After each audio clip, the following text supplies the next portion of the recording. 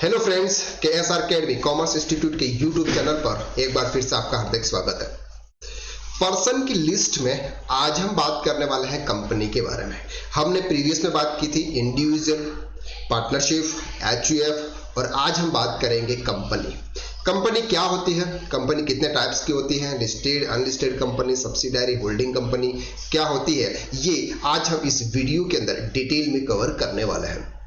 अगर आप कंपनी के बारे में डिटेल में जानना चाहते हैं तो इस वीडियो के लास्ट तक बने रहिएगा। अगर आपने हमारे चैनल को सब्सक्राइब नहीं किया है तो प्लीज रेड बटन पर क्लिक कर इस चैनल को सब्सक्राइब कर लीजिएगा। चलिए आप समझते हैं व्हाट इज कंपनी।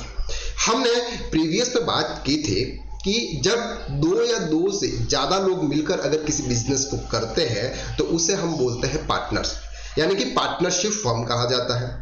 वो पार्टनरशिप एक्ट 1932 के अंदर रजिस्टर्ड होता है, इसलिए उसे पार्टनरशिप फर्म कहा जाता है। यहां पर हम बात कर रहे हैं कि दो या दो से ज्यादा लोग मिलकर अगर किसी एक ग्रुप में किसी बिजनेस को करते हैं और वो कंपनीज एक्ट 2030 के अंदर रजिस्टर्ड होते हैं, उसको कंपनी बोला जाता है। दैट मीन्स कि हमें अपने बिजनेस को कहीं ना कहीं पे रजिस्टर्ड कराना होता है, तो यहां पर ये जो बिजनेस होता है ये कंपनी एक्ट 2013 के अंदर रजिस्टर्ड कराया जाता है MCA की साइट पे। ओके, अब हम बात करते हैं कंपनी कितने टाइप्स की होती है और इसके एसेंशियल फीचर्स क्या होते हैं। दैट मीन्स कि अगर आपको कंपनी के अंदर रजिस्टर्ड कराना होता है तो कंपनी के अंदर कौन कौन से फीचर्स जो रिक्वायरमेंट होती है वो क्या होता है वो हम कवर करते हैं। सबसे पहला होता है इनकॉर्पोरेटेड एसोसिएशन। इनकॉर्पोरेटेड एसोसिएशन का मतलब होता है कि ये बाय लॉ क्रिएट किया जाता है। ये कंपनीज एक्ट 2013 के अंदर रजिस्टर्ड होता है, बाय लॉ क्रिएट किया जाता है। जैसे इंडिविजुअल्स पर्सन एक ह्यूमन पर्सन है, वो बाय लॉ क्रिएट नहीं किया जाता, वो पर्सन अपने आप में एक पर्सन है, लेकिन यहां पर ये जो कंपनी है ये बाय लॉ क्रिएट किया जाता है, जिसको बोलते हैं incorporated association. Net separate legal entity. Separate legal entity का मतलब होता है कि कंपनी और इसके जो शेयर होल्डर्स या फिर मेंबर वो सेपरेट होते हैं। कंपनी अपने आप में एक पर्सन मानी जाती है और वो जो इसके मेंबर्स होते हैं वो एक इंडिविजुअल्स पर्सन्स माना जाते हैं। अगर हम प्रोप्राइटरशिप फर्म की हम बात करते हैं तो प्रोप्राइटरशिप फर्म के अंदर जो बिजनेस होता है, अगर प्रोप्राइटर अगर किसी रीजंस की वजह से उसकी डेथ हो जाती है तो उसका बिजनेस भी एबॉलिश हो जाता है। लेकिन अगर कंपनी की हम बात करते हैं तो कंपनी के अंदर अगर किसी शेयर होल्डर्स की अगर डेथ भी हो जाती है, शेयर होल्डर्स वहां से छोड़ के चला भी जाता है, तो भी कंपनी हमेशा चलती रहती है। तो कंपनी और पर्सन्स, उसके जो मेंबर्स हैं, उसके डायरेक्टर्स होते हैं वो सेपरेट होते हैं, जिसको बोलते हैं separate legal entity. Then perpetual existence, मतलब कंपनी का अपने आप एक एक्सिस्टेंस है, कंपनी अपने आप में एग्जिस्ट करती है मार्केट के अंदर। कंपनी का एक सेपरेट पेन नंबर होता है, इसके हिसाब से वो इनकम टैक्स रिटर्न फाइल करती है। नेक्स्ट होता है कॉमन सेल। अब कंपनी है, अब कैसे माना जाएगा ये कंपनी है, कंपनी की कॉमन सेल होती है। कहीं पर भी जब भी कंपनी की तरफ से कोई भी डॉक्यूमेंट जाता है उसके ऊपर कंपनी की सील लगाई जाती है और उस पर डायरेक्टर के साइन होते हैं, तो ये जरूरी है कंपनी की सील होना। देन है नॉट ए सिटीजन, मतलब ये इंडियन सिटीजन या फिर फॉरेन ट्रेड्स इस टाइप की कोई बात नहीं होती है, क्योंकि हम बात करते हैं इंडिविजुअल्स की, तो ये सिटीजन है या फिर फॉरेनर है या फिर हम बोलते हैं ऑर्डिनरी रेजिडेंट है या नहीं है। लेकिन कंपनी के बारे में ऐसा कुछ नहीं कहा जाता है, कंपनी अपने आप में एक पर्सन है और वो कंपनी से 2013 के अंदर रजिस्टर्ड है। Then periodic audit. अब कंपनी की कंपल्सरी स्टेटरी ऑडिट करवानी जरूरी होती है। ओके, यहां पर कोई चॉइस नहीं है कि अगर आपका टर्नओवर 2 करोड़ से ऊपर है या फिर 1 करोड़ से ऊपर है तो ही आपको ऑडिट कराना है, आपको कंपल्सरी पीरियोडिक ऑडिट करानी होती है, यह जरूरी है। एंड ट्रांसफरेबिलिटी ऑफ शेयर, मतलब ये होता है कि कंपनी के जो शेयर होते हैं, कंपनी जब अपना कैपिटल इंट्रोड्यूस करती है तो उसके अंदर जो छोटे छोटे भाग में टुकड़े करके शेयर को सेल किया जाता है, उस शेयर को ट्रांसफर कर दिया जाता है, एक पर्सन से दूसरे पर्सन को ट्रांसफर किया जाता है। वो हम आगे कवर करने वाला है कि किस केस में शेयर को ट्रांसफर किया जाता है, किस केस में शेयर को ट्रांसफर नहीं किया जाता है। सबसे पहले हम आप समझते हैं टाइप्स ऑफ कंपनी, मतलब कंपनी कितने टाइप्स की होती है। तो सबसे पहली जो कंपनी होती है वो प्राइवेट लिमिटेड कंपनी, इसके बाद हम बात करेंगे पब्लिक लिमिटेड कंपनी, इसके बाद वन पर्सन या single person company and small company, holding and subsidiary company, listed and unlisted company. ये कंपनी हमारी है। अब इसको हम नंबर वाइज कवर करते हैं। सबसे पहले हम कवर करते हैं private limited company. Private limited company क्या होती है? Private limited company is company which is privatised held for small business. That means कि जो सिंपल नॉर्मल पर्सन, जो घर के ही लोग होते हैं, उनको ही साथ में मिलकर एक कंपनी बनाई दी जाती है और कंपनीज एक्ट 2013 के अंदर रजिस्टर्ड करवा दी जाती है। The liability of members of private limited companies limited to amount of share respectively held by them. Share private limited company can not publicly trade. अब हम यहाँ पर बात करते हैं प्राइवेट लिमिटेड कंपनी क्या होती है। प्राइवेट लिमिटेड कंपनी जो होती है ना, ये 2 या 4-5 लोग मिलकर आपस में काम करते हैं और एक कंपनी के अंदर रजिस्टर्ड करा देते हैं, उसको हम बोलते हैं प्राइवेट लिमिटेड कंपनी। अब उनके जो मेंबर्स होते हैं, मिनिमम आपको 2 मेंबर्स की रिक्वायरमेंट होती है, मैक्सिमम 200 मेंबर्स आप इस कंपनीज एक्ट 2013 के हिसाब से रख सकते हैं प्राइवेट लिमिटेड कंपनी के अंदर। अगर हम इस कैपिटल की लाइबिलिटीज की बात करते हैं तो उनकी जो लाइबिलिटीज होती है वो लिमिटेड होती है। अब कैसे लिमिटेड होती है, ध्यान से समझो। अगर कंपनी के अंदर, कंपनी उन्होंने बना ली, कंपनी के अंदर किसी रीजन की वजह से लॉस हो गया, कंपनी बंद हो रही है, तो उस केस में आपकी जो कंपनी के जो एसेट्स होते हैं ना, वो ही सेल किए जाएंगे, जबकि जो मेंबर्स है, उनके जो डायरेक्टर्स है, उनकी पर्सनल प्रॉपर्टी को यहाँ पर कोई टच नहीं किया जाएगा। The liability of each member of shareholders limited. It means that if company faces losses under any circumstances, its shareholder are liable to sell all assets for payment. यानी कि ये जो कंपनीज की जो एसेट्स हैं वो आप सेल्स कर सकते हो। The personal individual assets of the shareholder not at a risk, मतलब उनकी कोई रिस्क नहीं होगी। तो यहाँ पर ये जो कंपनीज की होती है वो लिमिटेड लाइबिलिटी होती है। इसके बाद हम बात करते हैं डायरेक्टर की। यहाँ पर हमने मेंबर की बात करी। प्राइवेट लिमिटेड कंपनी के अंदर 2 मेंबर्स कंपल्सरी होते हैं, मिनिमम 2 मेंबर्स और मैक्सिमम 200 मेंबर्स। अगर हम डायरेक्टर की बात करें तो ओनली 2 डायरेक्टर्स, यानी अगर आपके 2 डायरेक्टर है तो भी आप प्राइवेट लिमिटेड कंपनी बना सकते हैं। Existence of 2 direct private company come into operation. आपको प्राइवेट लिमिटेड कंपनी बनानी है तो मिनिमम 2 मेंबर्स, मैक्सिमम 200 मेंबर्स, और डायरेक्टर भी आपके मिनिमम 2 डायरेक्टर तो होने ही चाहिए।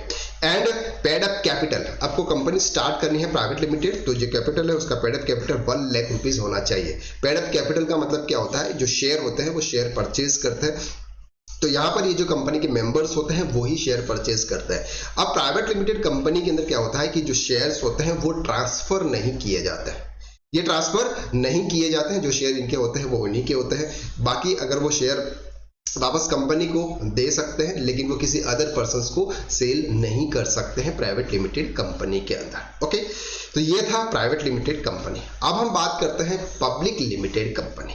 प्राइवेट लिमिटेड कंपनी का मतलब होता है कि आप जो शेयर्स होते हैं वो आप किसी को दे नहीं सकते और उसमें प्राइवेटली लोग सब जुड़ जाते हैं। पब्लिक लिमिटेड कंपनी होती है वो पब्लिक के लिए ही होती है, उसमें लोग इन्वेस्ट करते हैं। तो public company limited company under companies act 2013, company that's limited liability offer share are general public. That means इनके जो शेयर होते हैं, उनके जो शेयर होते हैं वो पब्लिकली इशू किए जाते हैं, सेल किए जाते हैं। Stock can be acquired by anyone either privately through IPO, initial public offering और विया trade in stock market. That means अगर कंपनी को पैसों की जरूरत पड़ती है तो वो अपने जो शेयर है वो मार्केट में इशू करती हैं, लोग उनसे परचेज करते हैं या तो आईपीओ के अंदर या फिर किसी स्टॉक के अंदर। ओके, और प्राइवेट लिमिटेड कंपनी के अंदर ऐसा नहीं होता है, कंपनी को शेयर इशू नहीं करती है, कंपनी अपने जो लोग होते हैं उन्हीं के आपस में डिस्ट्रीब्यूट करके बांट लेते हैं जितना उनको कैपिटल की रिक्वायरमेंट होती है। तो यहाँ पर पब्लिक लिमिटेड कंपनी के अंदर शेयर इशू किए जाते हैं मार्केट के अंदर और वहां से पैसा लिया जाता है, तो पब्लिक उनके ओनर होती है। ओके, एंड मेंबर्स, मिनिमम आपको 7 मेंबर्स होने चाहिए और मैक्सिमम अनलिमिटेड होता है एज पर कंपनीज एक्ट 2013 के हिसाब से। लिमिटेड लाइबिलिटी इनकी भी होती है, जो शेयर होल्डर्स होते हैं इनके ऊपर कोई लाइबिलिटी नहीं आती। अगर कंपनी लॉस में जाती है तो उनके एसेट्स के ऊपर कोई भी इफेक्ट नहीं होता है। कंपनीज की जो भी एसेट्स होती हैं वो सेल करके जो लॉस होता है उसको बेयर किया जा सकता है। डायरेक्टर्स, यहाँ पर मिनिमम 3 डायरेक्टर्स रिक्वायरमेंट होते हैं। प्राइवेट लिमिटेड कंपनी के अंदर 2 डायरेक्टर्स की रिक्वायरमेंट थी, यहाँ पर आपको 3 डायरेक्टर की जरूरत पड़ती है। पेड अप कैपिटल, आपको वहां पर 1 लाख का कैपिटल था, यहाँ पर आपको मिनिमम 5 लाख रुपीस का पेड अप कैपिटल होना चाहिए। अब पब्लिक लिमिटेड कंपनी जो होती है इनके जो शेयर होते हैं वो मार्केट में इशू किए जाते हैं, एक दूसरे से ट्रांसफर किए जाते हैं और पैसा वहां से लिया जाता है। प्राइवेट कंपनी में ऐसा नहीं किया जाता है। तो प्राइवेट और पब्लिक लिमिटेड कंपनी में बस इतना ही फर्क है, उनके जो शेयर होते हैं वो इशू नहीं करते हैं और पब्लिक लिमिटेड कंपनी आईपीओ या स्टॉक के थ्रू शेयर इशू करती है। अब हम बात करते हैं one person company. One person company का मतलब होता है एक सिंगल पर्सन कंपनी बनाकर काम कर सकता है, बिजनेस कर सकता है। अगर हम बात करते हैं प्रोप्राइटरशिप की, प्रोप्राइटरशिप भी बिजनेस करता है, एक सिंगल पर्सन कंपनी भी बिजनेस करता है। दोनों में फर्क क्या है? सिंगल पर्सन कंपनी जो होती है वो कंपनी 2013 के अंदर रजिस्टर्ड होता है और उसके ऊपर जो भी कॉन्फिडेंस होता है, लोगों का जो भरोसा होता है वो कंपनी से इसलिए ज़्यादा होता है। सिंगल पर्सन मतलब इंडिविजुअल्स के ऊपर बहुत कम होता है, इसलिए लोग वन पर्सन कंपनी या फिर सिंगल पर्सन कंपनी क्रिएट करते हैं और ये कंपनी बाय लॉ होती है। तो यहाँ पर भी paid up capital 1 lakh rupees होता है मिनिमम और मैक्सिमम 1 ही पर्सन होता है। जो डायरेक्टर होता है वो 1 ही होता है, मेंबर्स यहाँ पर कोई नहीं होता, सिंगल पर्सन कंपनी बोला जाता है। अब हम बात करते हैं स्मॉल कंपनी की। Small company as a private limited company ही है, वो प्राइवेट लिमिटेड कंपनी है, लेकिन यहाँ पर जब कंपनी होती है तो उसमें क्या होते हैं, जो आपके पेड अप कैपिटल और उनका जो सेल्स है यानी कि टर्नओवर है, इसके इफेक्ट करता है कि वो स्मॉल है या फिर ज्यादा। तो 1 person company means only 1 person as a member, any natural person should be, अच्छा ये ऊपर से आ गया। The new definition of threshold limit, companies paid up capital of NRI 2 crore or less, मतलब कि जिसका paid up capital 2 crore rupees और उससे कम है, turnover 20 crore or less company define small companies, मतलब प्राइवेट कंपनी है लेकिन उनका पेड अप कैपिटल कितना है 2 करोड़ रुपीस है और उनका टर्नओवर कितना है 20 करोड़ से नीचे है, तो वो स्मॉल कंपनी माना जाएगा। The earlier threshold was 50 lakh as a less paid capital and 2 crore in the last turnover, मतलब उनका जो पेड अप कैपिटल था प्रीवियस में वो 50 लाख रुपीस था और जो टर्नओवर था वो 2 करोड़ रुपीस था, उसको इंक्रीज करके उन्होंने अपने टर्नओवर को 20 करोड़ कर दिया और 2 करोड़ रुपए उनका पेड अप कैपिटल कर दिया। A small company required to hold only 2 board meeting in 1 fiscal year. Private limited company यानी प्राइवेट लिमिटेड कंपनी के अंदर आपको साल की 4 मीटिंग करनी होती है, बोर्ड मीटिंग करनी होती है, लेकिन अगर हम सिंगल पर्सन कंपनी की बात करते हैं, स्मॉल कंपनी की बात करते हैं तो 2 बोर्ड मीटिंग आपको करनी होती है। Other companies will require to hold for such meeting in the same period for such meeting. Okay.